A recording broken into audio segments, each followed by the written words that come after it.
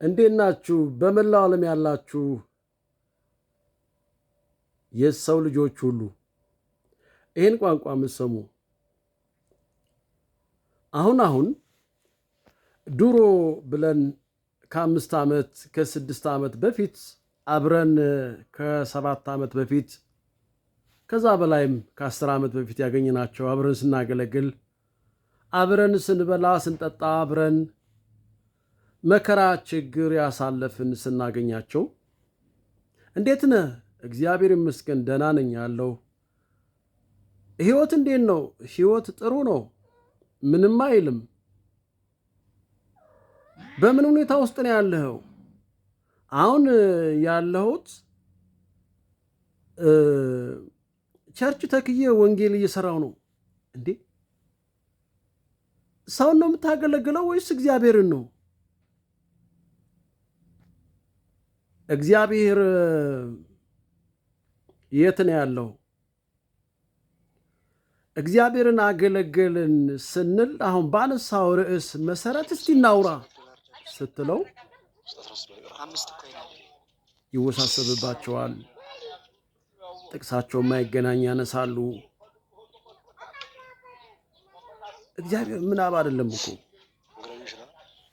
የሚታይ የሚዳሰስ የሚጨበጥ የሚነካ በህይወትህ ቴስት የምታደርገው ነው እግዚአብሔር ማለት። ለምን? በእኔ ኑሩ እኔ በእናንተ ስላለ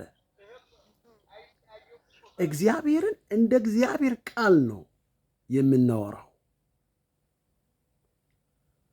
እንዴ ኢየሱስ እኮ በብዙ ወንድሞች መካከል በኩር ይሆን ዘንድ አለው።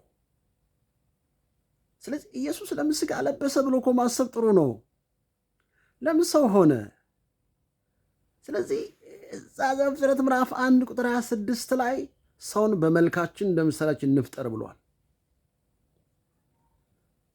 የልጁን መልክ ይመስለው ዘንድ ይላል ደግሞ አዲስ ኪዳን ላይ። ምን ማለት ነው? አንተ ህይወት ላይ አንቺ ህይወት ላይ ቴስት ያላረከውን አንተ ህይወት ላይ የማታውቀውን ለምን ታወራለህ? ኢየሱስ እኮ ዶክትሪን አይደለም።